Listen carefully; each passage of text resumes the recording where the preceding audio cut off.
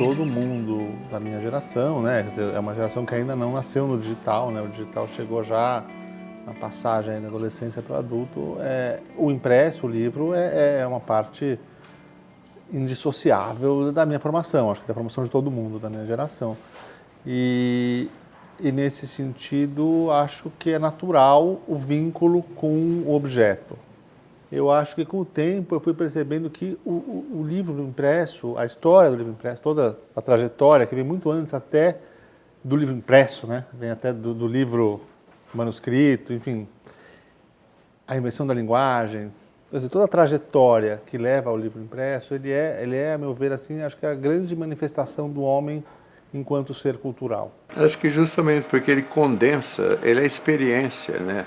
E a experiência é histórica, a experiência não é só individual, era uma experiência coletiva.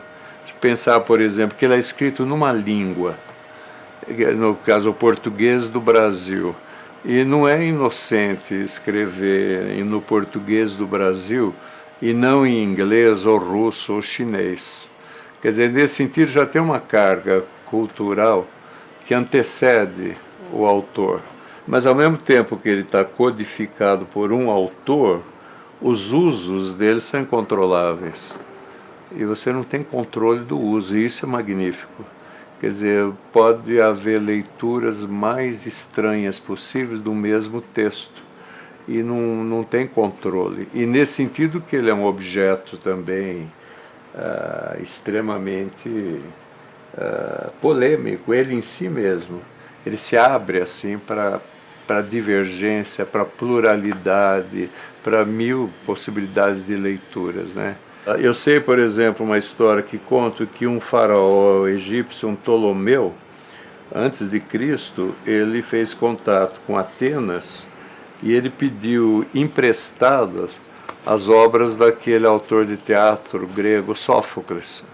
Ele pediu as tragédias do Sófocles, que estavam escritas assim, acho que em rolos.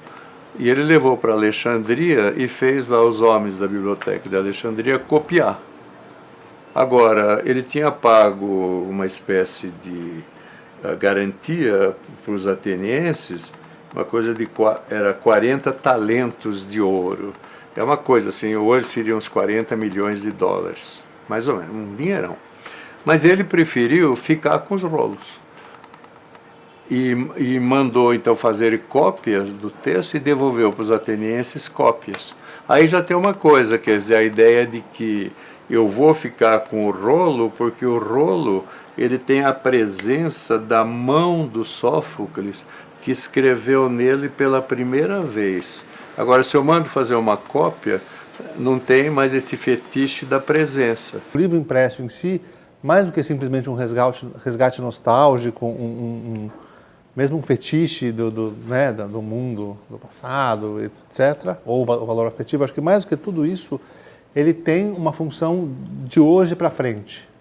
Eu acho que ele tem uma função de certa forma, uma missão a cumprir de hoje para frente mesmo, que é de reafirmar o homem enquanto ser cultural e tudo o que isso implica, e todos os valores que isso implica, e a importância desses valores para a gente, de fato, ter um mundo um pouco menos, mais a nosso gosto, mais como deveria ser, mais justo um pouco. O irmão do Jorge Amado, o James Amado, ele e uma professora, Maria da Conceição Paranhos, eles foram ao Rio de Janeiro e ele copiou os códices manuscritos da poesia do Gregório de Matos e Guerra. Aí um general, era a época da ditadura, em 68, ele apreendeu 1000 coleções e fez uma pilha dos 7.000 livros lá na Praça Castro Alves, em Salvador, para pôr fogo. 68. Aí o prefeito de Salvador falou, olha, a ditadura militar já é conhecida mundialmente por ser fascista. Agora, se vocês puserem fogo do livro, vocês vão ficar com fama de nazista, porque os nazistas que queimavam o livro. Então o general não queimou os livros, mas ficou assim, quer dizer, o Gregório de Matos era subversivo. Nesse sentido, ele é uma ferramenta também, ele é um instrumento, claro, de transformar o tempo. Eu diria assim que ele acumula uma experiência que é uma memória de tempo, a referência dele é tempo histórico, e a leitura introduz naquela referência um novo tempo que produz com ele outros sentidos. Então ele está sempre em movimento. Ele é inesgotável nesse sentido.